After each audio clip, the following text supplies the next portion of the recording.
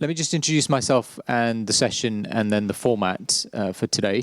And then I'll ask my fellow panelists to introduce themselves. My name is Abdul Hasib Bassett. I'm a board member at Global Digital Finance, or GDF. GDF is an industry association that develops conduct standards for digital assets. So we work with over 200 companies and 30 global regulators on codes of conduct, which we've been doing for the last 18 months.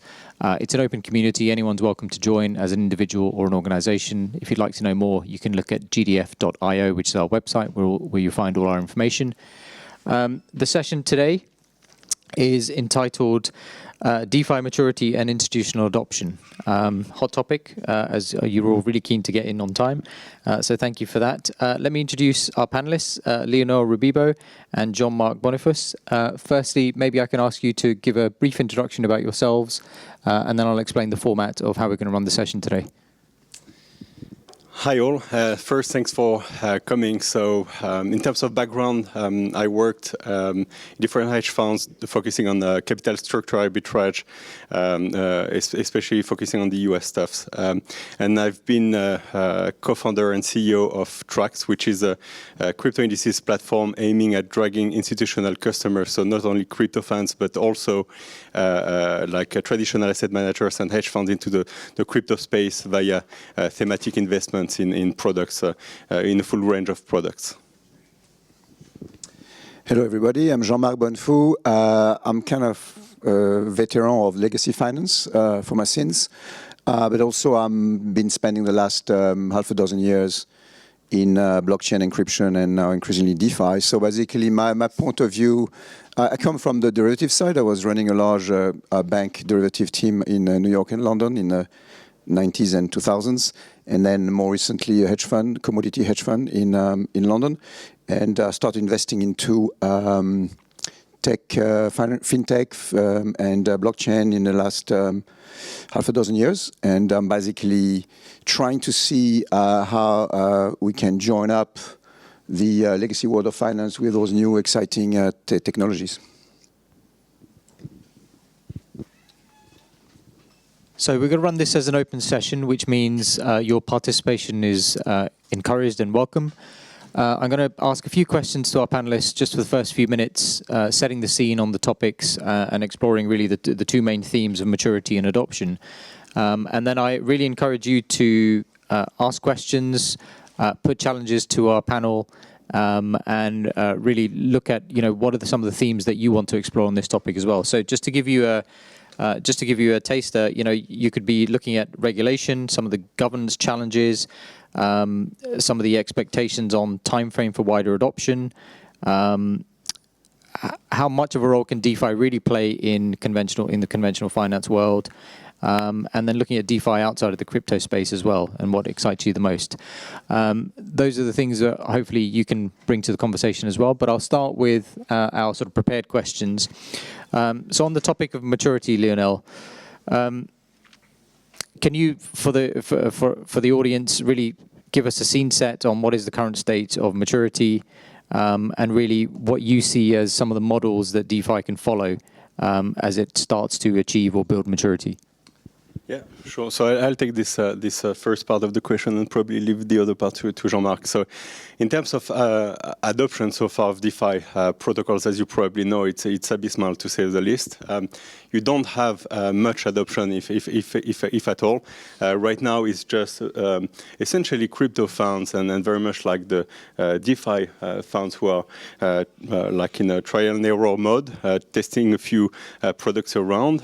Don't get me wrong, there's a lot of very nice stuff coming out from the likes of Set Protocol, Compound, DYDX, you name it. A lot of those stuffs are just setting the foundation. But in terms of adoption, to give you an idea, there's only 50 million, give or take, that have been originated through those protocols. It's a drop, when you exclude the DAI, which is another 500 million, but it's, I think, a different beast. So it's a drop in the ocean, just to give you an idea, versus the more centralized stuff like Genesis, for instance, which originated another like 2.5 billion in lending or margin trading, just to take like a similar sort of view.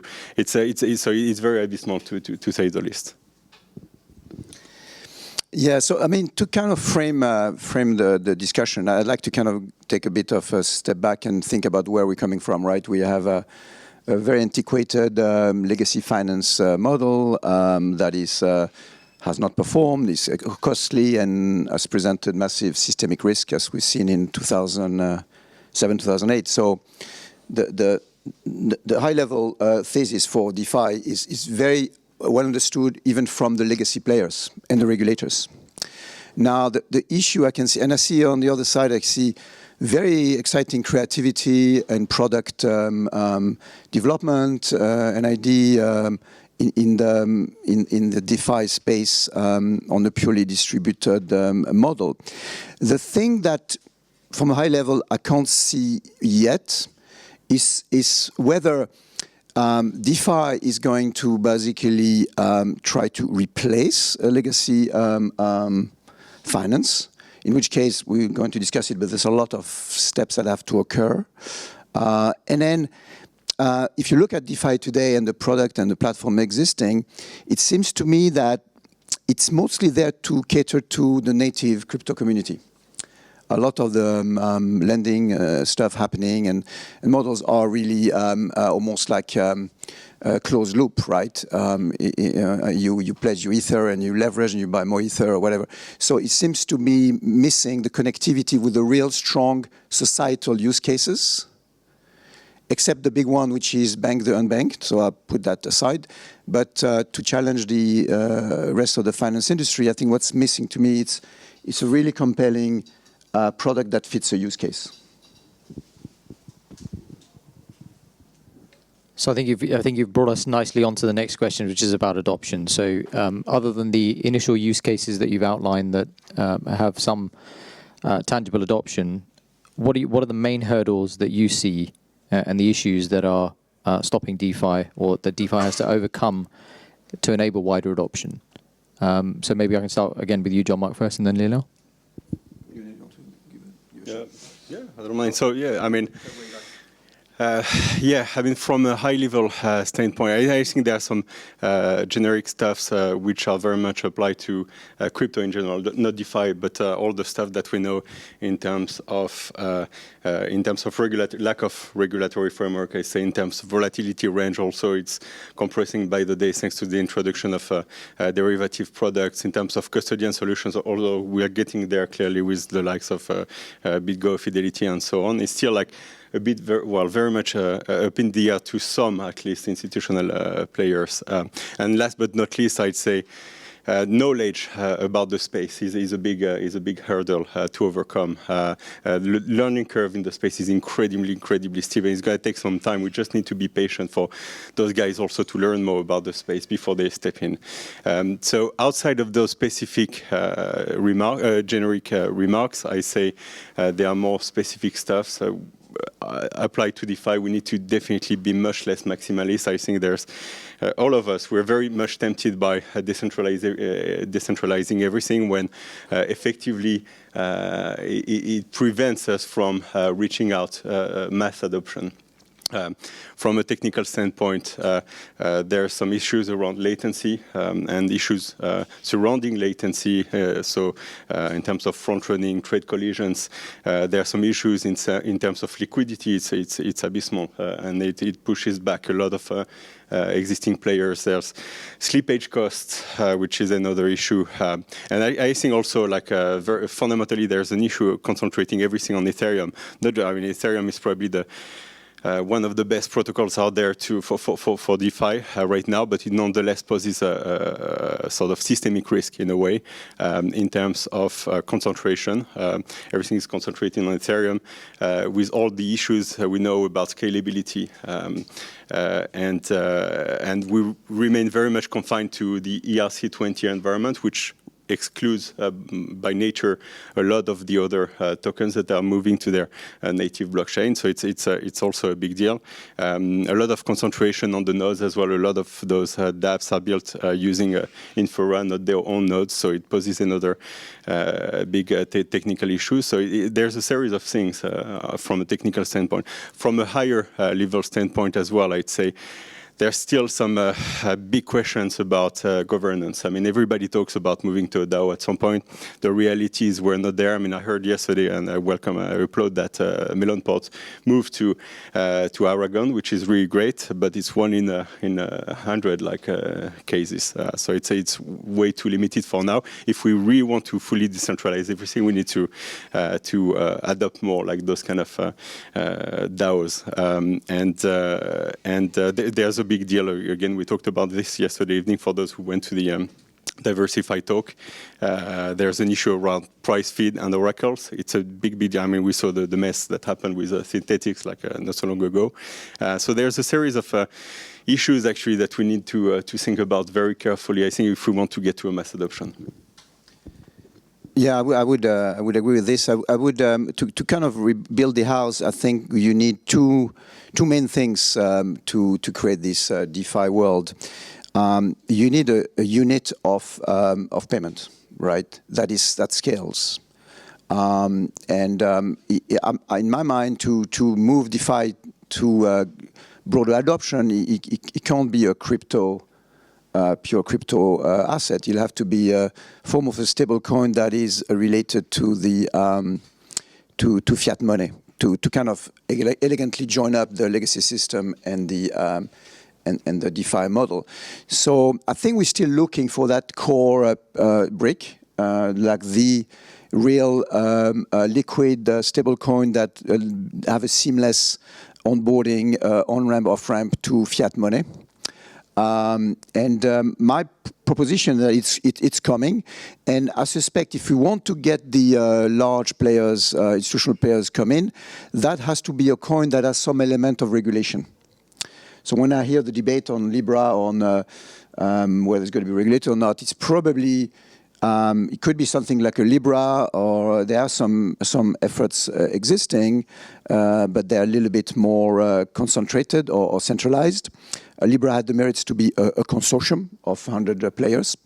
There are a lot of other efforts. There's a very institutional project called Finality is being built by banks, 14 banks who are developing a digital asset that is going to be backed by commercial bank reserves at the central banks. So it's going to be as good as fiat money at central bank fiat money, even if it's not issued by central banks. It will be issued by commercial banks. So that could be a very core brick of fueling that hybrid model between pure DeFi and legacy rails. And number two, so you need that asset. Which one is going to be? I'm not quite sure. But we need that acceptance around that asset. And number two, we need tokenization model also that is effective.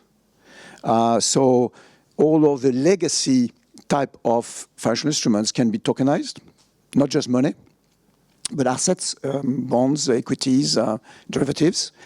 And then finally, you need a stack that gives you atomic settlement, DVP, as they say at the BIS, delivery versus payment, atomic settlement on a chain between the tokenized asset and the money asset, right? These sound trivial, but today the explosion of coins goes the wrong way, because it kind of dislocate the effort as opposed to have a liquid coin. And then finally, once you got the coin on chain, on ledger, and you've got the asset tokenized, you will need the framework of regulation that Lionel mentioned. And hopefully that won't be like existing regulation, but there will be a more, I would say, agile way of regulating a self-regulated type model, which exists. It did exist in the past, self-regulated organizations. It's well known by the regulators, where a group of participants, whether it's 100 Libra or 15 Finality banks, agree on the code of conduct, they present it to the regulator, and the regulator says, you know what, you guys seem to know what you're doing, provided you don't hit any criminal activities, we'll let you run with it. So that would be, to me, the first pillar of a successful DeFi model that would bring their technology to the legacy world. So on that, to the risk of repeating myself, I think we all agree that ideologically, we all agree that we live in an overly administrated sort of economy, and somehow we need to rebalance the powers. But there are some different ways to do it. I think we can't go the aggressive manner and say, excuse my French, fuck off, like to the existing regulation. We need to embrace it, to work with it, not try to work around it, and then move to our own world over time.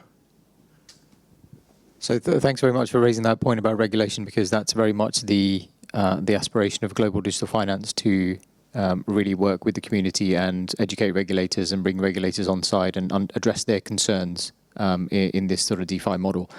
The rest of the session, we've got about 20 minutes. I'm going to open it up to you guys. Please raise your hand. I'll come to you. Please do introduce yourself, what you do very briefly, and then put your statement or question to the panel. Good morning, my name is Dirk. I'm from DeFi Capital. We're launching a fund focused on decentralized finance in particular.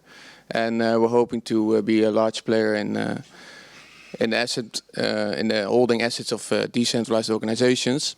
And so I would like to take a step back, because I forgot for a moment why it's beneficial to have institutional adoption, because until this point, DeFi seems to be a grassroots movement. It's a community built.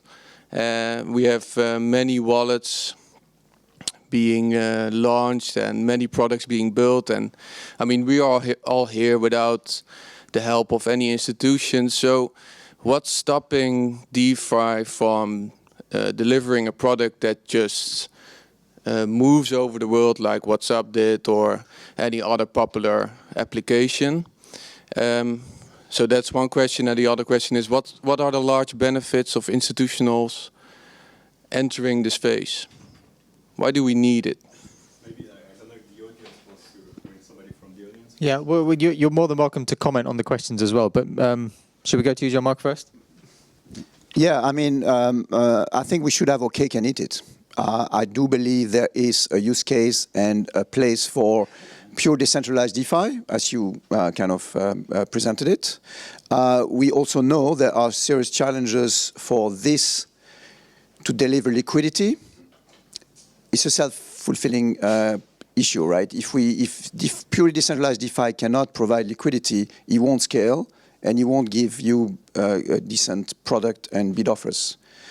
And to get liquidity, you need to do, I believe, a few things, including get the serious money involved. Fresh money, not legacy money. I made money in Bitcoin a few years ago, and so I'm reinvest and reinvest. I'm talking trillions, right? If you want to build a DeFi business with trillions of dollars, you need those so-called institutional players. I think my vision is that the two worlds will coexist and will enrich each other. I hope there'll be interoperability. There'll be a purely decentralized, crypto-fueled DeFi, and there'll be a more regulated, institutional-grade distributed finance. We call it DFMI, distributed financial market infrastructure. Financial market infrastructure is a institutional organism that clears or settles and is regulated, right? That's no reason why you can't use the technologies of DeFi to fuel that that tranche, but they will coexist. I don't think one will disappear, but I think I'm keen to bring liquidity to the benefit of all the DeFi efforts, because without liquidity, you won't get a good product for your own community. Any comments on potential opportunity to scale without institutional support?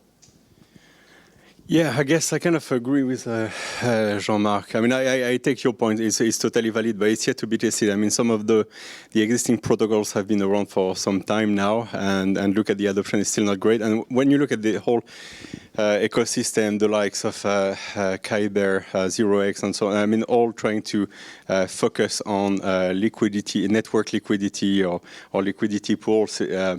I highly doubt. I mean, I might be wrong. I hope I'm wrong, but I highly doubt that it's like individuals which will help providing natural liquidity into the system. And when you break this part of the equation, the rest doesn't work, I think. Just also to frame the concept of who's an institution, I do believe the world of who's an institution in finance 2030 will be different from today. There will be much fewer banks. I think you're going to go into a model where all the money now, or the assets in the financial world, in the institutional financial world, are with the buy side, the asset manager. Banks are kind of fading away. They're deploying a product, intermediaries. And in that institutional peer-to-peer, semi-regulated or regulated distributed model, I can see that the primary agent will be the asset managers, hedge funds, asset managers that could come from the DeFi world also. But what makes them institutional is that there's going to be an element of regulation. And again, there will be fewer banks because peer-to-peer, it does not come naturally for a bank. A bank is basically based their franchise on an account-based economy. We're moving to an asset-based economy through DeFi. That fits nicely with the business model of a large asset manager who doesn't want to incur the same cost and processes that we don't want either on the DeFi side. So they're on the same side. That we need a bit more regulation and resilience of the networks to bring billions of dollars in that framework, though. Sorry, if I can add to that, actually, I think the name of the game really is really to try to rethink the governance we have in place. I mean, institutionals are not necessarily bad if we put in place the right governance system. We can try and better rebalance the power. So we can get the best of both worlds in a way. So we get the institutional guys, but without giving them like a concentration of power. Let's can we go to the gentleman in the blue T-shirt, and then we'll take your question at the back as well.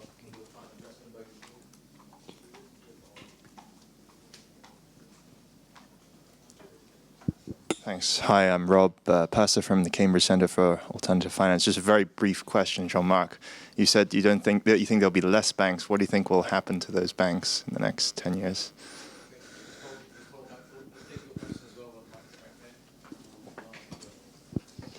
Hi, I'm Michael from @PAR. We are building decentralized financial infrastructure to enable the tokenization of financial assets in a standardized and unified way. And I was wondering if custody is there, if stable coins are there, if liquidity is there, which players and which use cases will be first ripe for adoption from an institutional point of view? Okay, so two questions. Firstly, if banks are going away, what really is their role? What is going to happen to them specifically? And then secondly, we'll come to the second question after that. Maybe you take the first one. So yeah, that's obviously that's a major question, by the way. I do personally believe that most of the banking system is made of zombies, meaning they are technically insolvent if there was not a very strong national, governmental, and central bank support for them. I'm not going to mention that, but if you look at some of the largest banks are experiencing very strong difficulties. So the system I can see in 2030, 2050 you'll see at worst some. I don't think you see technically bankruptcies because it's a bit too. Clearly the regulator doesn't want bankrupt banks. So you're going to see effectively some banks that are bailed out or bailed in. And various ways of do that. Either the investor loses money or the government loses money, but effectively that's what's going to happen. I think you're going to have savvy banks, very agile banks. I don't want to say specific names here, but I know a few who are going to ingest and run with the technology and actually disrupt themselves and partner with fintech or DeFi. Why not?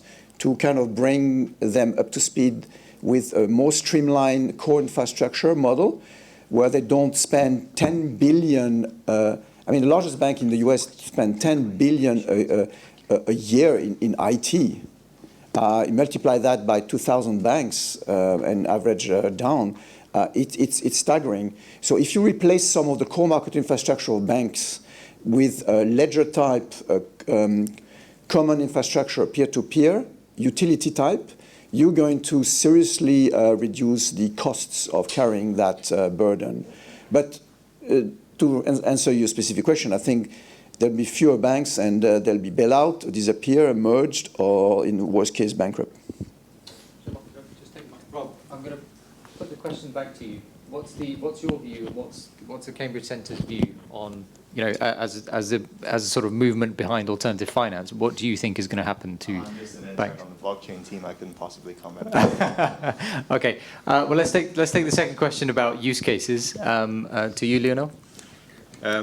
Yeah, in terms of use cases, I think a lot of very, very solid DeFi teams. Again, I'm promoting set protocol. We love them. Set protocols, Compound, Armadillo. So they set the foundation. I think I see like two kind of applications. One is tokenization, kind of what you're doing, tokenization of the existing world as we know it, and the other part is really like very much focused on the peer-to-peer lending and all the stuff that come around like margin trading, so levered positions and yeah, so this kind of product. That's the only thing that tangible stuff that I see for now. So yeah.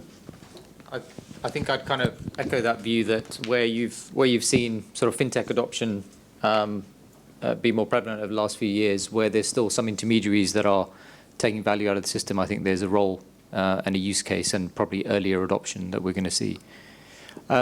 Next question or comment? Yep, in the middle there. Hi there, Lorenzo. I'm a software engineer. I'm working in Consensus. So my background is clearly tech. I have no financial expertise particularly, so sorry if I'm naive.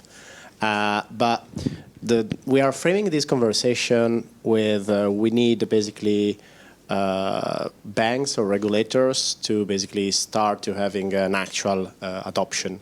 I have the feeling that actually we are missing to have new users that are using the products, and I don't see this relationship so correlated to the banks or regulators. So we could have adoptions if we have decent products that they basically are good enough to bring new people.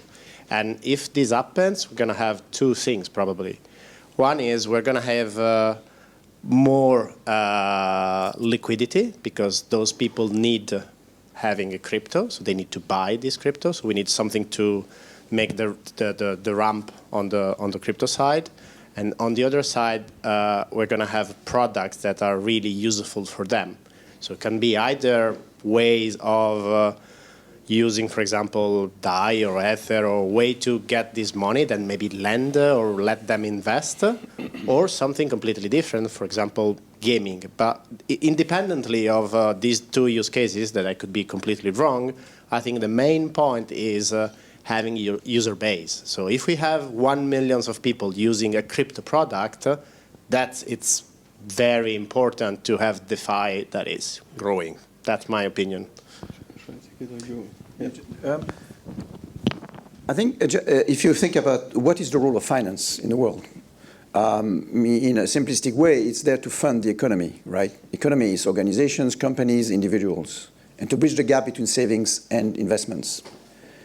Marginally to speculate. I think I totally agree with you. We need to find use cases, compelling use cases, where DeFi deploy tools where you can fund the economy and the actors in the economy. It doesn't have to be a joint venture stock company, but it's easier. But so the day it will be a success in terms of adoption is the day you'll have enough of the economy being funded and serviced by DeFi. So I'm taking the problem from a high level. And gaming is not going to be sufficient to kind of fulfill that societal mandate. The other objective, obviously, subset of funding the economy is to bank the unbanked, right? So to me, the success for DeFi for the for the society at large will be if it does two of those key functions, fund the economy and bank the unbanked. I think it can participate, but I haven't seen yet the product market fit that all the work is directed to meeting those challenges. That's the challenge here. Actually, if I can add to that, it raises also two very important points, I think. The first one is on the communication/distribution channels of your products. Right now, we kind of all agree that everything out there is very much experimental. It's a trial and error sort of approach, but we need to think about the next step. How do you start distributing those products and get to the mass, not just institutional, but like the end consumer, whoever it is. And the second point is, I think, UI UX. There's a lot of efforts being made right now from different teams like Uniswaps, who have done a fantastic job, like trying to simplify, or TokenSet as well, trying to simplify the UX and UI, but it's not there. I mean, there are two things kind of missing to me. One is the payment. I mean, for a non-crypto fan, you need to go on Coinbase or whatever, or even on the DEX to first buy whichever currency you need, and then send it to a wallet, create your wallet, send it. So it just doesn't work for like a mom and pop. We need to simplify using stuff like Ramp Network, who are doing a fantastic job trying to bridge the gap, or Simplex or Wire or whoever. And on the wallet side also, we need like stuff that are probably more user-friendly than MetaMask that we all use and like. But for, again, the mom and pop, it doesn't work. So we need to use stuff like Hert34 or Fortmatic or these kind of things which help onboarding clients very easily. So the UI UX aspect is absolutely crucial as well. I think you raise an interesting point. So, and Jean-Marc, you touched on it, that it's a real economy use of money. And there was a study done recently, and I forget by who, my apologies, but does anyone know how much of the trillions of dollars of money that flows around the world actually has a real economy use as a percentage? 20%. Less than 1%. So when we talk about adoption, and actually, by real economy, they mean it's actually touching an individual or a business that is providing a service to an individual, rather than just flows through the money system or the monetary financial system. So when we're talking about that adoption, we're talking about less than 1% of the financial world today. And when we're talking about institutional adoption, we're talking about addressing that 1% plus the other 99%. And so if you're talking about scale, what are we defining as scale? Are we talking about just real economy uses? And then, yes, I agree with you that maybe can be done without institutional involvement. But if we're talking about holistically looking at the entire financial system, when 99% of it is in the institutional space, then there's maybe an argument that the institutional adoption is required for scale. So I'll put that out there and look for other comments. We've got about 5 minutes, so maybe we can take one more and then wrap up comments. Yep. Institutional. Can you introduce yourself? Yeah, sure. I'm Isham, working on a decentralized lending platform called Merit. Just saying, just to piggyback on your comment, the 99% only exists because there is that 1%, like derivatives only exist because there's an underlying asset. So maybe the way to scale is to adopt the same. I mean, by nature, I believe it will be the same. We will only get to that size when we have that real asset 1% happening, and after this, we will be able. I mean, financial players will be able to build other products on the back of these. I guess that's a precondition. Yeah, I would agree. You just need to have this 1% somewhere in your business model, because otherwise, what societal impact do you have by churning money? I've traded derivative for 15 years. At some point, I know that it becomes a little bit remote from the core physical asset. And that is explaining some of the excesses of the financial system. And in a way, I would hope that the DeFi world will not make the same mistakes. So create all that churning and losing sight of the societal use case that is 1%. I think it's a bit more than that, but I hope so. But that 1% is what should drive us. And my only proposition here is that by getting this hybrid model with a bit more regulation and bringing the big money in there, we can do a better job for that 1% and reduce the leverage. Because the beauty of those DeFi models is that they're mostly funded, right? You can't escrow a trade on the blockchain without funding. You can have lending off-chain or on-chain, but essentially it's mostly a funded model. So it's much more resilient by nature than the legacy system. And resilience is the last thing I would like to say, that what I like about DeFi and the blockchain-activated financial model is that it does create more resilience because it addresses the too big to fail issue by distributing nodes, the too big to fail issue that we've had in 2008. And clearing, the Dodd-Frank response to the crisis has to be shove everything to clearing, which is just kicking the can down the road to either the too big to fail is not a bank anymore, now it's a clearing house, but it's still the same problem. So the ultimate argument to the regulator is to say we are making finance more resilient and more transparent, and that is something that could bring them to validate some of the efforts we are trying to build. Any closing comments, Lena? Yeah, I mean, we kind of played devil's advocate quite a bit, so we might come out of the room with less friends that we came in with. But the reality is we all trust that DeFi has truly a bright future. I mean, to close on a very positive note, which I truly believe, it's just that there's a couple of hurdles, like ideological and technical, we need to overcome first to get to a point where there would be mass adoption, and hopefully the end game would be to democratize the access to finance to everyone.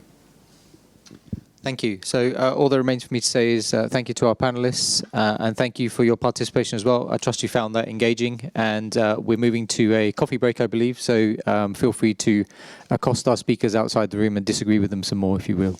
Thank you.